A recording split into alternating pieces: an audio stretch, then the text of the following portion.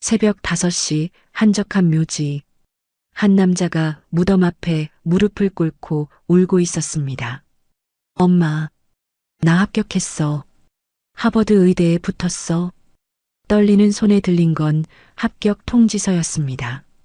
초라한 옷차림의 청년은 마치 세상 모든 슬픔을 토해내듯 오열했습니다. 그런데 그 순간 뒤에서 차가운 목소리가 들려왔습니다. 당신은 누구요? 이 남자는 대체 누구일까요? 이야기 시작 전 좋아요 눌러주시고 이 영상을 어디에서 보고 계신지 댓글로 남겨주세요. 지금 계신 곳을 향해 행운을 빌어드리겠습니다. 강태준은 72살이었습니다. 대한제약그룹을 일군 입지전적 인물이자 업계에서 철의 회장으로 불리는 사람이었죠. 하지만 7년 전 외동딸 은지가 교통사고로 세상을 떠난 뒤 그의 삶에서 웃음은 사라졌습니다. 오직 1년에 한 번 딸의 기일에만 그는 새벽같이 묘지를 찾았습니다. 그런데 오늘 멀리서부터 흐느끼는 소리가 들려왔습니다. 가까이 다가가자 믿을 수 없는 광경이 펼쳐졌죠. 자신의 딸 무덤 앞에 낯선 청년이 무릎을 꿇고 울고 있었던 것입니다. 엄마, 정말 힘들었어. 근데 나 해냈어. 청년은 무언가를 꼭 쥐고 있었습니다. 당신은 누구요? 강 회장의 차가운 목소리에 청년이 화들짝 놀라 고개를 들었습니다. 19살쯤 되어 보이는 남루한 옷차림의 수척한 얼굴이었죠. 죄송합니다. 청년은 황급히 일어나려 했지만 다리에 힘이 풀려 비틀거렸습니다. 여기가 어딘지 알고 함부로 들어온 거요? 죄송합니다. 제가 그냥 청년은 말을 잇지 못하고 손에 쥔 종이를 가슴에 꼭 안았습니다. 강 회장은 청년을 위아래로 훑어봤습니다. 이상한 놈이군. 혹시 무덤을 노리는 사기꾼은 아닐까? 의심이 들었죠. 당신 내 딸을 알기는 해요? 청년이 눈물을 흘리며 고개를 끄덕였습니다. 네, 알고 있습니다. 어떻게? 저는 청년이 입술을 깨물며 말을 삼켰습니다. 강 회장은 점점 더 의심스러워졌죠. 제대로 대답 못하겠으면 당장 나가시오. 죄송합니다. 정말 죄송합니다. 청년이 뒷걸음질 치기 시작했습니다. 그 순간 강 회장의 시선이 청년의 손에 머물렀습니다. 종이에 적힌 글씨가 어렴풋이 보였던 것이죠. 하버드 메디컬 스쿨. 잠깐, 그 종이 뭐요? 청년은 대답하지 않고 손을 더욱 꼭 쥐었습니다. 보여주시오. 이건 보여달라고 했소. 강 회장의 목소리에 권위가 실렸습니다. 청년은 떨리는 손으로 종이를 내밀었죠. 하버드 의대 합격 통지서였습니다. 박준혁이라는 이름이 선명하게 적혀 있었습니다.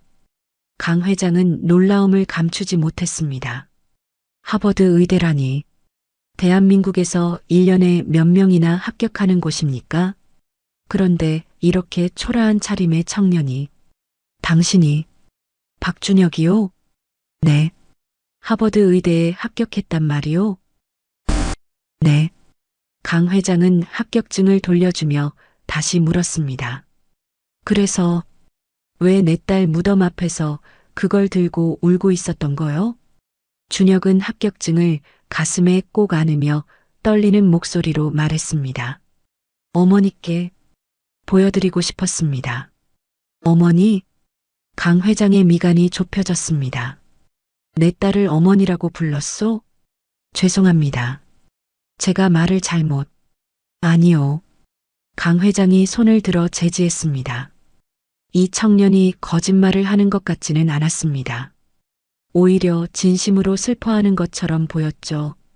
당신, 내 딸과 대체 무슨 관계요? 준혁은 대답하지 못하고 입술만 파르르 떨었습니다. 강 회장은 답답함에 한숨을 내쉬었습니다. 하지만 동시에 묘한 끌림이 있었죠. 7년 만에 처음이었습니다. 자신의 딸을 아는 사람, 딸을 그리워하는 사람을 만난 것이. 앉으시오. 강 회장이 무덤 옆 벤치를 가리켰습니다. 천천히 이야기해 보시오. 두 사람은 벤치에 나란히 앉았습니다. 새벽 공기가 차가웠지만 강 회장은 신경 쓰지 않았습니다. 말해 보시오. 내 딸을 어떻게 알았소? 준혁은 한참을 망설이다 입을 열었습니다. 저는 어머니를 직접 뵌 적은 없습니다. 뭐? 강 회장이 미간을 찌푸렸습니다. 만난 적도 없다니 그럼 어떻게 무덤까지 찾아온 겁니까? 하지만 어머니는 저를 알고 계셨습니다. 준혁의 목소리가 떨렸습니다. 7년 전까지만 해도 저는 평범한 중학생이었습니다. 공부를 좋아했고 의사가 되고 싶었죠. 그는 잠시 말을 멈췄습니다. 그런데 어머니가 돌아가시고 나서 모든 게 무너졌습니다. 어머니? 제 친어머니 말입니다. 준혁이 고개를 숙였습니다. 그날 이후로 저는 지옥 같은 삶을 살았습니다. 강 회장은 조용히 듣고 있었습니다. 청년의 목소리에는 거짓이 없어 보였죠. 학교를 그만두고 편의점에서 일했습니다. 낮에는 검정고시를 준비하고 밤에는 알바를 했죠. 그렇게 힘든데도 공부를 계속했단 말이오? 네. 어머니의 꿈이었으니까요. 준혁의 눈에 눈물이 고였습니다. 친어머니는 항상 말씀하셨습니다. 내가 훌륭한 의사가 되는 게 내 꿈이라고. 강 회장은 묘한 감정을 느꼈습니다. 이 청년의 어머니도 아들을 사랑했구나 하는 생각이 들었죠. 자신이 딸을 사랑했던 것처럼. 그런데 내 딸과는 무슨 관계요? 그게. 준혁이 깊게 숨을 들이켰습니다. 제가 고등학교 1학년 때였습니다. 어느 날 집에 편지가 왔습니다. 편지, 장학금 지원 안내였습니다. 익명의 후원자가 제 학비를 전액 지원하겠다는 내용이었죠. 강 회장의 눈이 커졌습니다. 그 후원자가, 네, 강은지 님이셨습니다. 준혁이 합격증을 꺼내 들었습니다. 그 뒷면에는 낡은 편지가 접혀 있었습니다. 이게 그때 받은 첫 편지입니다. 강 회장이 그것을 받아 펼쳤습니다. 익숙한 필체였습니다. 분명 딸의 글씨였죠. 준혁 학생에게 당신의 꿈을 응원합니다. 포기하지 말고 끝까지 달려가세요. 당신이라면 할 수 있습니다. 강 회장의 손이 떨렸습니다. 은지가 이 편지를? 네. 7년 전까지 계속 지원을 받았습니다. 학비, 생활비, 교재비, 모든 걸 도와주셨죠. 그런데 왜 은지가 당신을? 그건 저도 모릅니다. 준혁이 고개를 저었습니다. 다만 마지막으로 받은 편지에 이렇게 적혀 있었습니다. 그가 또 다른 편지를 꺼냈습니다. 준혁아, 미안하다. 그리고 사랑한다. 꼭 훌륭한 의사가 되길. 강 회장은 숨이 막혔습니다. 준혁아라는 호칭, 미안하다는 말, 사랑한다는 고백. 이건 단순한 후원자와 학생의 관계가 아니었습니다. 당신, 혹시? 강 회장의 목소리가 갈라졌습니다. 은지와 어떤 관계요? 준혁은 대답하지 못했습니다. 그저 눈물만 주르륵 흘렀죠. 강 회장의 머릿속이 복잡해졌습니다. 딸이 이 청년을 후원했다. 그것도 익명으로 아버지인 자신에게도 말하지 않고. 왜? 대체 이 청년이 누구기에? 제발 말해주시오. 강 회장이 간절하게 물었습니다. 당신은 내 딸에게 대체 누구요? 준혁이 떨리는 입술을 열었습니다. 저는. 하지만 그 순간 멀리서 휴대폰 벨소리가 울렸습니다. 준혁이 화들짝 놀라며 주머니를 뒤졌죠. 낡은 휴대폰을 꺼내 화면을 보는 순간 그의 얼굴이 창백해졌습니다. 죄송합니다. 급한 일이. 잠깐. 강 회장이 준혁의 팔을 붙잡았습니다. 아직 이야기가 끝나지 않았소. 죄송합니다. 정말 죄송합니다. 준혁이 다급하게 몸을 빼며 뛰어갔습니다. 강 회장은 그 뒷모습을 멍하니 바라봤습니다. 손에는 아직 은지의 편지가 쥐어져 있었죠. 준혁아, 미안하다. 그리고 사랑한다. 강 회장은 천천히 무덤을 돌아봤습니다. 은지야, 이게 대체 무슨 일이냐? 그의 목소리는 떨리고 있었습니다. 준혁은 숨을 헐떡이며 낡은 아파트 계단을 올랐습니다. 전화를 받는 순간부터 불안했던 예감이 현실이 되었죠. 문을 열자마자 코를 찌르는 술 냄새가 풍겼습니다. 이 새끼가 어딜 새벽부터 나가 있어. 거실에 한 남자가 비틀거리며 서 있었습니다. 박성철, 준혁의 아버지였습니다. 아버지, 왜 이러세요? 왜? 이 새끼가 감히 나한테 왜라고 물어? 성철이 소주병을 집어 던졌습니다. 준혁은 재빨리 피했지만 병은 벽에 부딪혀 산산조각 났죠. 돈 내놔. 오늘까지 1,000만 원 갚아야 한다고. 아버지, 제게 그런 돈이 어디 있어요. 이 새끼가. 성철이 준혁의 멱살을 잡았습니다. 하버드 붙었다며? 장학금 받는다며? 그거 다 내놔. 그건 등록금으로 써야. 닥쳐. 성철의 주먹이 준혁의 뺨을 때렸습니다. 준혁은 바닥에 쓰러졌습니다. 입안에서 피맛이 났죠. 내가 공부할 때 누가 밥 먹여줬는데? 응? 이 배은망덕한 새끼야. 성철이 준혁의 가방을 낚아채 뒤졌습니다. 하버드 합격증이 바닥에 나뒹굴었죠. 이딴 종이 쪼가리 때문에 내가 사채업자한테 죽게 생겼어. 성철이 합격증을 찢으려는 순간 준혁이 비명을 질렀습니다. 안 돼요. 준혁이 달려들어 합격증을 빼앗았습니다. 그리고 가슴에 꼭 안았죠. 이건 어머니가 원하셨던 건데. 어머니? 그 여자 얘기하지 마. 성철의 얼굴이 일그러졌습니다. 그 여자가 죽고 나서 내 인생이 망했어. 전부 다. 준혁은 아무 말도 하지 못했습니다. 어머니 얘기만 나오면 아버지는 미쳐버렸으니까요. 알았어. 네가 그렇게 나온다면. 성철이 비틀거리며 안방으로 들어갔습니다. 그리고 서류 뭉치를 들고 나왔죠. 이게 뭔지 알아? 너를 담보로 받은 사채야. 5억. 준혁의 얼굴이 하얗게 질렸습니다. 내가 하버드 가든 말든 내가 돈 못 갚으면 넌 평생 빚쟁이야. 그게 무슨 합법이야, 합법. 넌 내 아들이고 난 친권자니까. 성철이 비웃었습니다. 그러니까 착하게 장학금 내놔. 안 그러면 내 인생도 끝이야. 준혁은 주먹을 꽉 쥐었습니다. 손톱이 손바닥에 박혀 피가 났지만 느껴지지 않았죠. 7년이었습니다. 어머니가 돌아가신 후 7년 동안 이 지옥을 견뎌왔습니다. 맞고 굶고 얼어가며 공부했습니다. 어머니의 꿈을 강은지 님의 응원을 생각하며 버텼습니다. 그리고 마침내 합격했습니다. 하버드 의대에. 하지만 이 사람은, 자신을 낳은 이 사람은 그 모든 걸 빼앗으려 하고 있었습니다. 생각해봐. 일주일 줄게. 성철이 비틀거리며 소파에 쓰러졌습니다. 일주일 안에 5억 갚는 방법 찾아와. 안 그러면.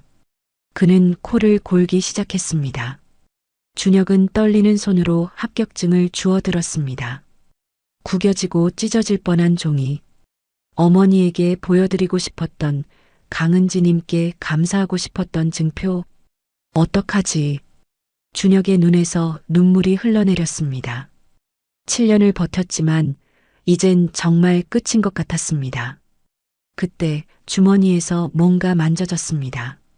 아까 묘지에서 받은 명함. 강태준 회장의 명함이었습니다.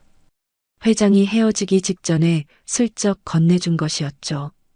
혹시 도움이 필요하면 연락하시오. 준혁은 명함을 꼭 쥐었습니다. 하지만 곧 고개를 저었습니다. 안 돼. 이미 충분히 패를 끼쳤어. 그는 명함을 주머니에 넣고 방으로 들어갔습니다. 좁고 누추한 방. 벽에는 어머니 사진이 붙어 있었습니다. 어머니, 저 어떡하면 좋아요? 준혁은 사진 앞에 무릎을 꿇었습니다. 7년을 버텼는데 이제 정말 못하겠어요. 그의 어깨가 떨렸습니다. 19살 청년의 등에는 세상의 무게가 너무 무거웠습니다. 같은 시각 강태준 회장은 서재에 앉아 있었습니다. 책상 위에는 은지의 편지가 놓여 있었죠. 준혁아, 미안하다. 그리고 사랑한다. 미안하다니. 왜? 회장은 비서실장에게 전화를 걸었습니다. 박준혁이라는 청년 조사해 보시오. 19살 하버드 의대 합격자. 알겠습니다, 회장님. 불과 2시간 후 보고서가 올라왔습니다. 회장은 그 내용을 읽으며 점점 표정이 굳어갔습니다. 박준혁? 19세. 부친 박성철, 도박 중독자. 모친 사망, 7년 전. 거주지 서울 외곽 달동네 단칸방. 학력 검정고시 출신, 전 과목 만점. 특이사항 편의점 야간 알바, 도서관에서 숙식. 그리고 마지막 항목에서 회장의 손이 멈췄습니다. 모친 사망일 20xx년 X월 X일. 강 회장의 딸 강은지가 사고로 사망한 바로 그날이었습니다. 이게 무슨... 회장은 급히 다른 서류를 뒤졌습니다. 은지의 행적조사 자료. 7년 전 딸이 사망하기 전날까지의 행적이 적혀 있었죠. 의문의 출금 내역 매달 200만 원, 수년간 지속, 수혜자 불명, 장학재단 형식. 회장은 숨이 막혔습니다. 은지가 이 아이를 후원했던 거구나. 하지만 왜? 대체 왜 은지는 박준혁을 후원했을까요? 그리고 왜 사랑한다고 했을까요? 회장은 다시 보고서를 읽었습니다. 이번엔 준혁의 모친 정보, 모친명 미상, 기록 없음. 부친 박성철과의 혼인신고 23년 전. 잠깐. 회장이 무언가를 깨달았습니다. 23년 전이면 은지가 21살 때였습니다. 그때 은지는 대학생이었고, 그리고 회장은 떠올렸습니다. 그해 은지가 갑자기 1년간 유학을 간다며 집을 떠났던 것을. 설마. 회장의 손이 떨렸습니다. 그는 비서실장에게 다시 전화했습니다. 박준혁의 출생 기록 전부 가져오시오. 지금 당장. 1시간 후 비서실장이 급히 서재로 들어왔습니다. 회장님, 이걸... 손에는 얇은 서류가 들려 있었습니다. 출생신고서. 회장은 떨리는 손으로 그것을 받아들었습니다. 그리고 눈이 커졌습니다. 모친 강은지. 이게 어떻게... 회장은 의자에 주저앉았습니다. 준혁이 은지의 아들이라니. 자신의 손자라니. 회장님, 괜찮으십니까? 비서실장이 다가왔지만 회장은 손을 저었습니다. 나가보시오. 혼자 있고 싶소. 비서실장이 물러나자 회장은 서류를 꽉 쥐었습니다. 은지야, 왜 말하지 않았니? 회장의 눈에서 눈물이 흘러내렸습니다. 왜 혼자, 그 어려운 걸 혼자 짊어지고 갔니? 그는 이제 이해했습니다. 왜 은지가 1년간 집을 떠났는지, 왜 돌아왔을 때 어딘가 슬퍼 보였는지, 왜 매달 큰 돈을 장학금으로 보냈는지, 모두 아들 때문이었습니다. 자신의 손자 준혁 때문이었던 것이죠. 내가 몰랐구나. 회장은 책상에 얼굴을 묻었습니다. 딸은 아버지에게 짐이 되고 싶지 않아 모든 걸 혼자 감당했습니다. 아들을 낳고 힘들게 키우고 멀리서 지켜보며 후원하고 그리고 7년 전 그날 교통사고로 세상을 떠났습니다. 미안하다, 은지야. 회장의 목소리가 갈라졌습니다. 아버지가 몰라서 미안하다. 그때 다시 전화벨이 울렸습니다. 비서실장이었습니다. 회장님, 추가 정보가 있습니다. 박준혁 씨가 현재 사채 5억의 담보로 잡혀 있습니다. 뭐라고? 회장의 목소리가 차갑게 식었습니다. 부친 박성철이 도박 빚으로 아들을 담보로 잡았다고 합니다. 당장 회장이 일어섰습니다. 박성철의 모든 정보를 가져오시오. 그리고 법무팀을 소집하시오. 알겠습니다. 회장의 눈빛이 차갑게 가라앉았습니다. 감히 자신의 손자를, 은지의 아들을 괴롭혔다니 절대 용서할 수 없었습니다. 준혁아, 회장은 창밖을 바라봤습니다. 이제 걱정하지 마라. 할아버지가 모든 걸 해결해 줄게. 다음 날 저녁, 준혁은 편의점 카운터에 앉아 있었습니다. 손님도 없는 한적한 시간, 그는 의학교재를 펼쳐놓고 있었죠. 하지만 글자가 눈에 들어오지 않았습니다. 일주일, 5억. 아버지의 목소리가 귓가에 맴돌았습니다. 딸랑. 출입문이 열리며 벨소리가 울렸습니다.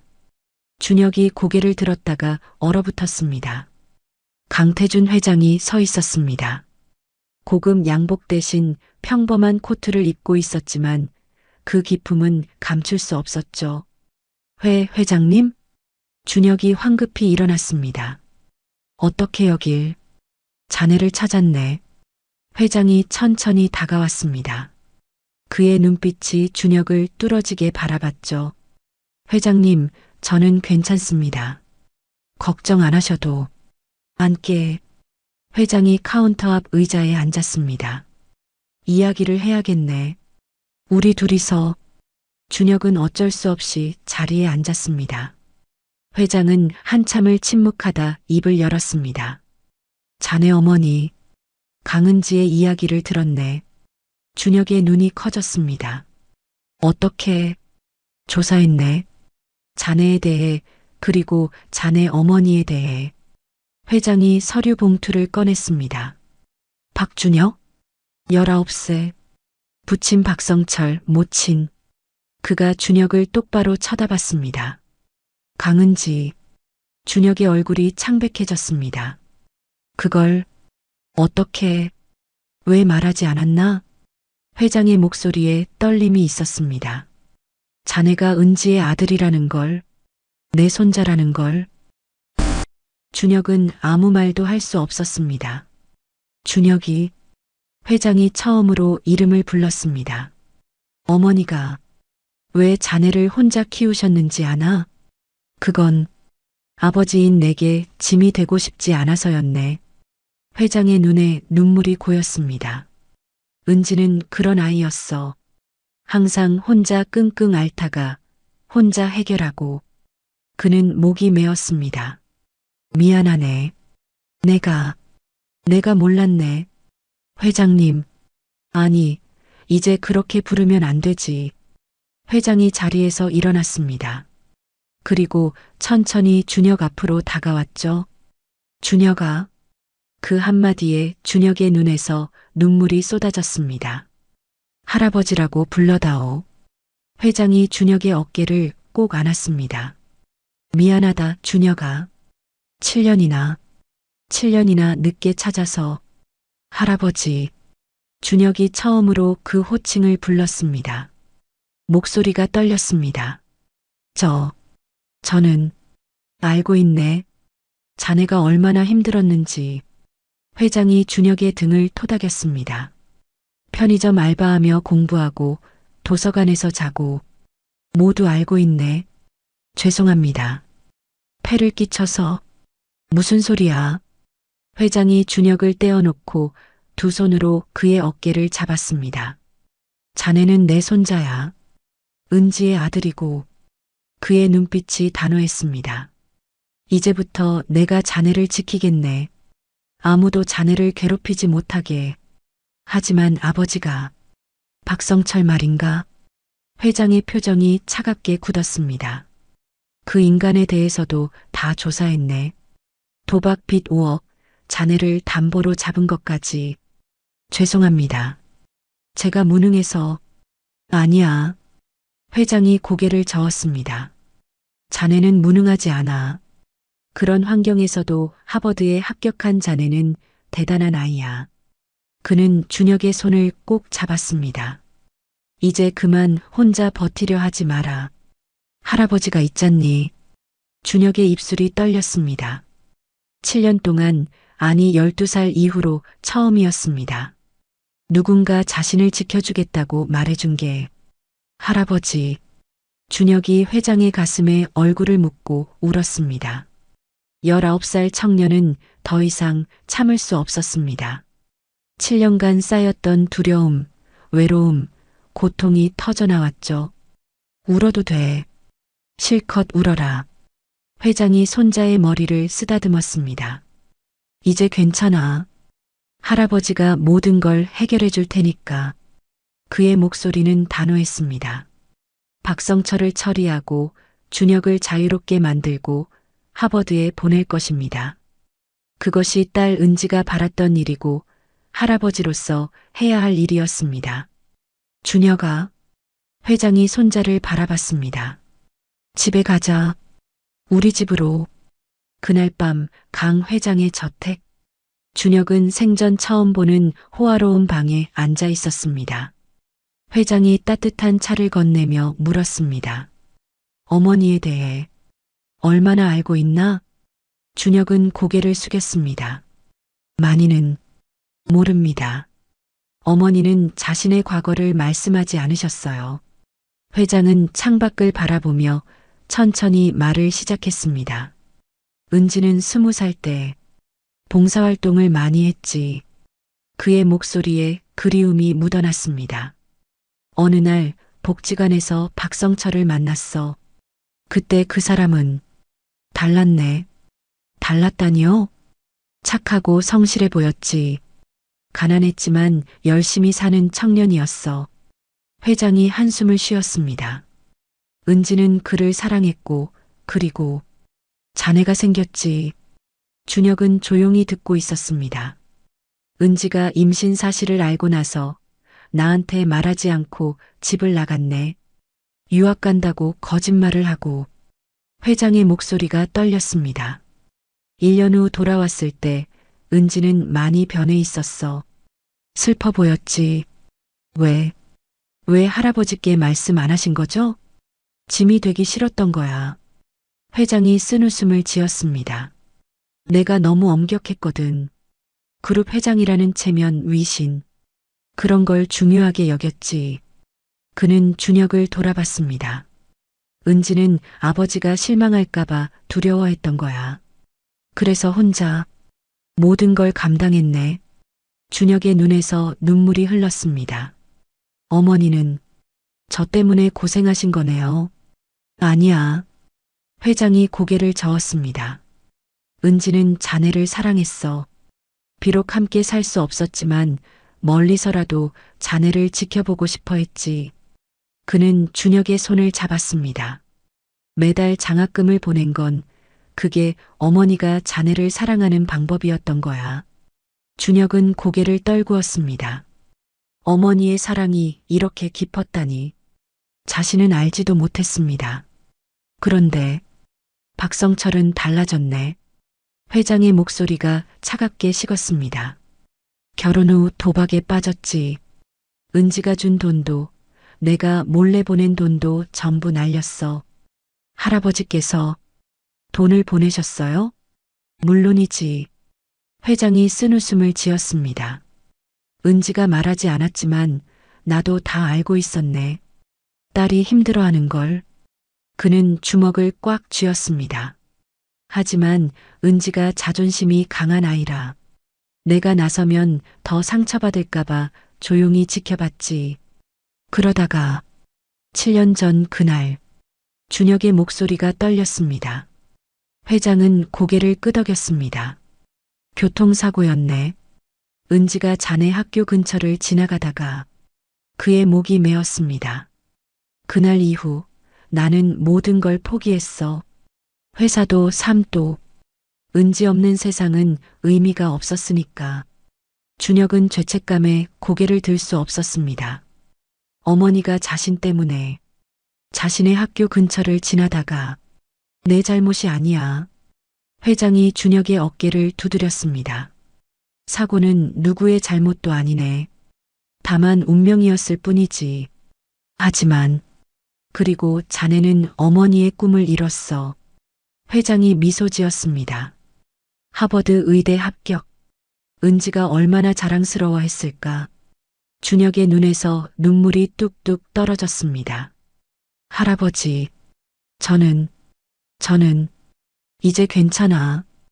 회장이 손자를 꼭 안았습니다. 박성철은 내가 처리하겠네. 자네는 이제 자유로워질 거야. 정말 괜찮을까요? 물론이지. 회장의 눈빛이 단호했습니다. 내가 강태준이야. 내 손자를 괴롭힌 인간을 그냥 둘 리가 없지. 그는 준혁의 손을 꼭 잡았습니다. 내일 아침 법무팀이 움직일 거야. 사채 문제도 해결하고 친권도 박탈하겠네. 하지만 아버지는, 그 사람은 이제 내 아버지가 아니야. 회장이 단호하게 말했습니다. 자네를 팔아넘긴 인간은 아버지 자격이 없어. 앞으로 자네는 강준혁이야. 우리 강가의 적장손이지. 준혁은 믿을 수가 없었습니다. 어제까지만 해도 절망 속에 있었는데 이제 할아버지가 모든 걸 해결해 주신다니. 고맙습니다, 할아버지. 고맙기는. 회장이 손자의 머리를 쓰다듬었습니다. 이건 당연한 일이야. 가족이니까. 다음 날 오전, 박성철은 허름한 술집에 앉아 있었습니다. 일주일이면 5억. 어떻게 만들지. 그는 소주잔을 비우며 중얼거렸습니다. 그때 술집 문이 열렸습니다. 양복 입은 남자들이 들어왔죠. 그리고 그들 뒤로 강태준 회장이 모습을 드러냈습니다. 박성철 씨? 회장의 차가운 목소리에 성철이 고개를 들었습니다. 누구십니까? 자네가 알 필요는 없네. 회장이 성철 맞은편에 앉았습니다. 다만 한 가지만 알면 돼. 내가 박준혁의 할아버지라는 것. 성철의 얼굴이 창백해졌습니다. 준혁이 할아버지? 그게 무슨... 강은지가 내 딸이었네. 그리고 준혁이는 내 손자고. 회장의 눈빛이 얼음처럼 차가웠습니다. 성철은 뒤로 물러앉았습니다. 강은지의 아버지라니. 그 말은 설마 대한제약 강태준? 그렇네. 회장이 고개를 끄덕였습니다. 성철의 얼굴에서 핏기가 싹 빠졌습니다. 대한제약. 제게 서열 열위 안의 그룹. 그 회장이 지금 자신 앞에 앉아 있다니. 이건 두려운가? 회장이 냉소했습니다. 자네 아들을 담보로 잡았을 때는 두렵지 않았나 보지? 그건 변명하지 마. 회장이 손을 들어 제지했습니다. 내가 여기 온 이유는 단 하나야. 준혁을 자유롭게 만드는 것. 그는 서류 봉투를 꺼내 테이블에 놓았습니다. 5억 원의 사채? 전부 청산했네. 네. 성철이 놀라 서류를 펼쳤습니다. 정말로 사채업자들의 서명이 있었습니다. 전액 상환 완료. 그리고 이건 회장이 또 다른 서류를 꺼냈습니다. 친권 포기 각서야. 서명하게. 잠깐만요. 준혁이는 제 아들인데. 아들? 회장의 목소리가 낮게 깔렸습니다. 자네가 그 아이에게 아버지 노릇을 했나? 때리고 착취하고 팔아넘긴 게 아버지인가? 그건 은지가 살아있었다면 자네를 용서하지 않았을 거야. 회장의 눈에 분노가 타올랐습니다. 내 딸이 자네를 사랑했던 건 자네가 착한 사람이라고 믿었기 때문이야. 하지만 자네는 그 믿음을 배신했지. 성철은 아무 말도 하지 못했습니다. 선택지는 두 개야. 회장이 서류를 가리켰습니다. 하나, 친권을 포기하고 준혁에게서 영원히 손 떼는 것. 그러면 사채도 없고 앞으로 생활비도 지원하겠네. 그리고 둘은 거부하는 거지. 회장의 눈빛이 날카로워졌습니다. 그러면 자네가 저지른 모든 범죄를 고발하겠네. 아동학대, 사채 담보 사기, 도박. 10년은 감옥에 갈 걸세. 성철은 떨리는 손으로 술잔을 잡았습니다. 선택의 여지가 없었습니다. 서명. 하면 정말 사채가 없어지나요? 내 말을 믿지 못하겠나? 회장이 비웃었습니다. 난 강태준이야. 내가 약속하면 반드시 지키지. 성철은 한참을 망설이다 펜을 들었습니다. 그리고 서류에 서명했죠. 회장은 그것을 받아 확인했습니다. 잘 선택했네. 그는 수표 한 장을 꺼내 테이블에 놓았습니다. 1,000만 원이야. 생활 정착금이네. 감사합니다. 감사할 것 없어. 회장이 일어섰습니다. 이건 내 손자를 위한 거지, 자네를 위한 게 아니야. 그는 성철을 내려다봤습니다. 앞으로 준혁 앞에 절대 나타나지 마. 만약 나타난다면 회장의 눈빛이 살벌해졌습니다. 그때는 정말로 끝장을 보겠네. 성철은 고개를 끄덕일 수밖에 없었습니다. 회장은 뒤돌아 나가며 마지막으로 말했습니다. 은지가 자네를 사랑했었네. 그 마음만큼은 진심이었어. 그의 목소리에 아쉬움이 묻어났습니다. 하지만 자네는 그 사랑을 지킬 자격이 없었어. 문이 닫혔습니다. 성철은 혼자 남아 고개를 떨구었습니다. 그는 모든 걸 잃었습니다. 아들도 가족도 미래도. 하지만 그것은 자신이 선택한 길이었습니다. 같은 시각 강 회장의 저택. 준혁은 창밖을 바라보고 있었습니다. 준혁아. 회장이 서재 문을 열고 들어왔습니다. 모든 게 끝났다. 정말요? 그래. 이제 자넨 자유야.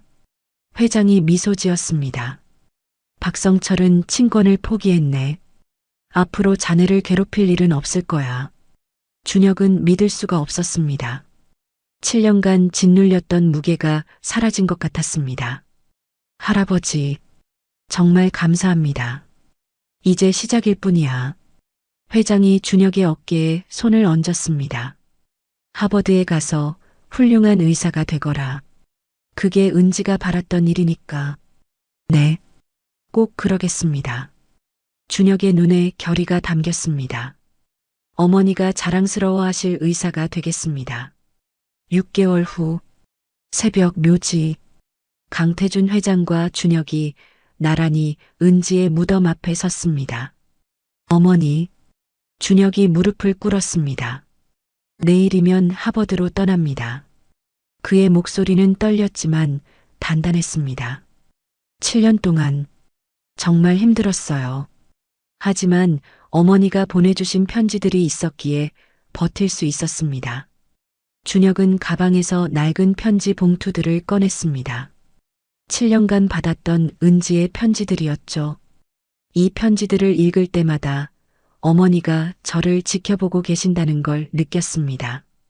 그는 편지를 한 장 한 장 무덤 앞에 놓았습니다. 이제 약속을 지키러 갑니다. 훌륭한 의사가 되겠습니다. 회장도 무릎을 꿇었습니다. 은지야. 그의 목소리에 그리움이 묻어났습니다. 아버지가 늦게 알아서 미안하구나. 내가 이렇게 훌륭한 아들을 남겨줬는데 난 몰랐어. 그는 무덤을 쓰다듬었습니다. 하지만 이제 알았어. 그리고 약속하마. 준혁이를 내가 바랐던 대로 키우겠다고. 두 사람은 한참을 무덤 앞에 앉아 있었습니다. 침묵 속에서 은지의 존재가 느껴지는 것 같았습니다. 공항. 준혁은 출국장 앞에서 할아버지를 마주했습니다. 잘 다녀오너라. 회장이 손자의 어깨를 토닥였습니다. 할아버지, 정말 감사합니다. 준혁의 눈에 눈물이 고였습니다. 할아버지를 만나지 못했다면 전 여기 서 있지 못했을 겁니다. 아니야. 회장이 고개를 저었습니다. 자네는 원래 여기 설 자격이 있었어. 다만 내가 늦게 찾았을 뿐이지. 그는 준혁의 손에 작은 상자를 쥐어줬습니다. 이걸 가져가거라. 준혁이 상자를 열자 작은 로켓이 들어 있었습니다. 이건 은지가 어렸을 때 가지고 놀던 거야. 회장이 미소 지었습니다. 딸아이가 이걸 목에 걸고 다니며 말했지. 의사가 되고 싶다고. 준혁의 가슴이 뜨거워졌습니다. 어머니도 의사가 되고 싶으셨어요? 그래. 하지만 이루지 못했지. 회장의 눈빛이 부드러워졌습니다. 대신 자네가 이뤄주는 거야. 은지의 꿈을. 준혁은 로켓을 꼭 쥐었습니다. 꼭 훌륭한 의사가 되겠습니다. 알고 있네. 회장이 손자를 꼭 안았습니다. 자네는 이미 훌륭한 청년이야. 그 어려운 환경에서도 포기하지 않았으니까. 두 사람은 한참을 포옹했습니다. 할아버지와 손자. 7년 만에 만났지만 이제는 때려야 뗄 수 없는 가족이었습니다. 가거라. 그리고 돌아올 때는 의사가 되어서. 네, 할아버지. 준혁이 깊게 고개 숙여 인사했습니다. 그리고 출국장으로 걸어갔죠. 회장은 손자의 뒷모습을 바라봤습니다. 든든하고 당당한 모습이었습니다. 은지야, 봤니? 내 아들이 저렇게 컸어. 회장의 눈에서 눈물이 흘렀습니다. 이제 걱정하지 마라. 아버지가 잘 지켜볼게. 10년 후 강준혁 박사는 대한민국 최고의 심장외과 의사가 되었습니다. 하버드 의대를 수석으로 졸업하고 수많은 생명을 살렸죠. 그는 매년 어머니 기일이면 묘지를 찾았습니다. 어머니, 오늘 또 3명을 살렸습니다. 그의 목소리는 자신감으로 가득했습니다. 어머니가 바라셨던 의사가 되었습니다. 사람을 살리는 의사요. 옆에는 강태준 회장이 함께 있었습니다. 이제 80이 넘은 나이였지만 여전히 정정했죠. 은지야, 내 아들이 이렇게 훌륭하게 컸다. 회장이 무덤에 손을 얹었습니다. 자랑스럽지? 아버지도 자랑스럽단다. 두 사람은 무덤 앞에서 미소 지었습니다. 슬픔은 이제 없었습니다. 대신 은지가 남긴 사랑과 유산이 이어지고 있었습니다. 준혁을 통해, 강가의 새로운 시작을 통해, 그리고 매일 살아나는 환자들을 통해. 어머니, 준혁이 주머니에서 낡은 로켓을 꺼냈습니다. 10년간 목에 걸고 다닌 어머니의 유품이었죠. 제가 어머니의 꿈을 이뤘습니다. 이제 편히 쉬세요. 바람이 불었습니다. 마치 은지가 답하는 것처럼. 고맙다, 준혁아. 그리고 사랑한다. 두 사람은 고개를 들어 하늘을 바라봤습니다. 푸른 하늘 위로 햇살이 쏟아지고 있었습니다. 새로운 시작을 알리는 아침이었습니다. 어머니의 사랑으로 시작된, 할아버지의 힘으로 완성된, 그리고 준혁의 노력으로 이뤄낸 아름다운 이야기의 끝이자 시작이었습니다. 강준혁은 어머니가 남긴 사랑으로, 할아버지가 준 희망으로, 그리고 자신의 노력으로 꿈을 이뤘습니다. 여러분, 이 이야기가 감동적이셨다면 좋아요와 구독 부탁드립니다. 그리고 알림 설정까지 해두시면 매일 새로운 감동 스토리를 가장 먼저 만나보실 수 있습니다. 다음 이야기도 기대해 주세요.